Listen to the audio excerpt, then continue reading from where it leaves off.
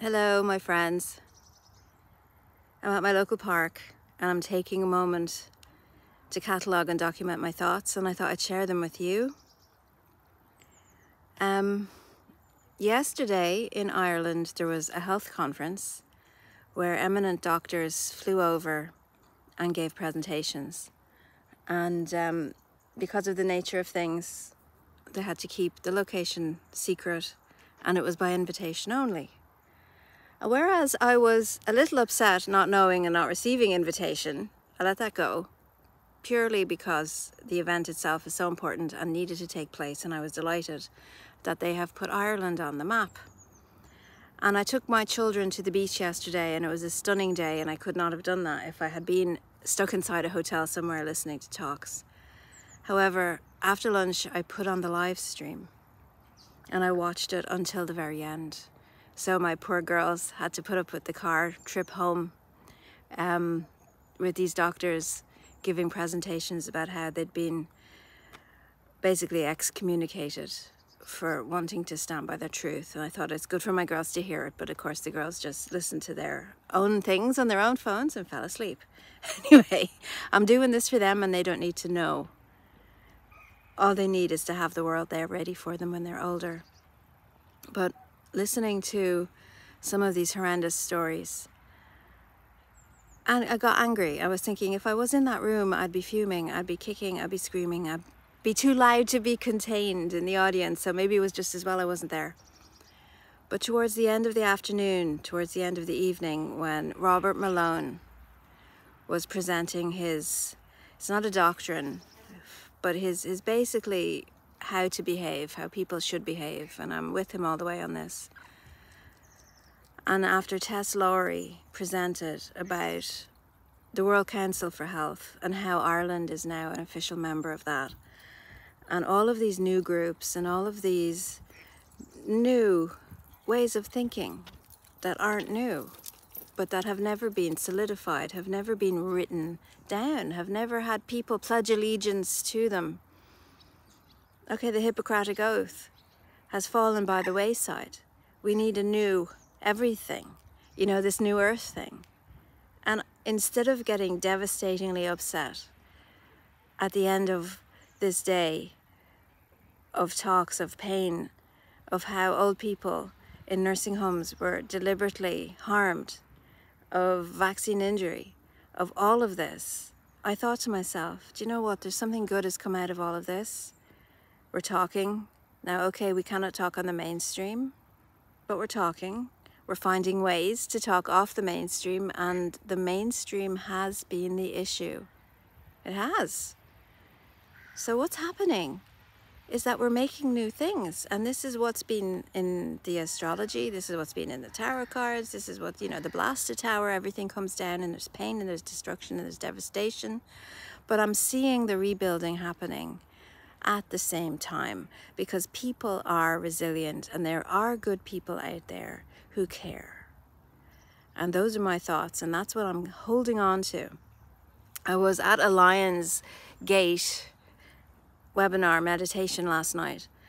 The Lion's Gate was yesterday, and as I filmed this, you know, I'm really believing what was said there, in that we walk through the Lion's Gate, there's no going back. The energies are different. Things have changed. And they most certainly have. And that's good. So I'm hoping that this might lift your spirits a bit. And yes, I know of late I've been doing a lot of these unkempt, unmade up, unpretty videos of me walking. But that's also new, because I'm being real all the time. And when I have something important to say, I want to say it and not hold back. And you guys know I'm a human being, so I don't need to look perfect. I mean, imperfectly perfect in every way. We all are. And maybe it gives you more confidence to say what you want to say, to show up. What is that? One of those parties, come as you are party, where you just drop everything and arrive up. You don't need to wait for things to be perfect. You don't need to wait until you feel happy with your body, or until you have made peace with something inside of you, or until. You don't need to wait for anything anymore. Just do it. That's my message. Build that new thing. just fucking do it. Just do it. Because we're rebuilding as the old structures are coming down, and for us to be able to focus on what's being built and to say goodbye to something that wasn't working, to something harmful, it's a privilege.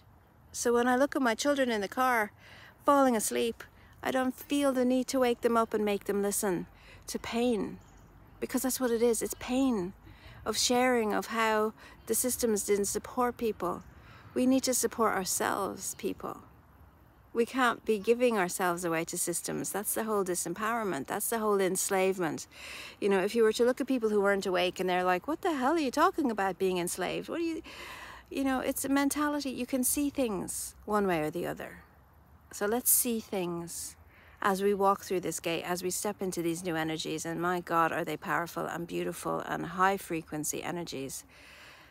Let's show up for each other and let's focus on what we're building and say goodbye to what never worked. It never ever worked. And we could excavate through the ruins and prove to ourselves time and time again, look, this was broken, this is still broken. And we need to do that. We need to honor what we've lost. We need to honor what we thought we had and never actually had.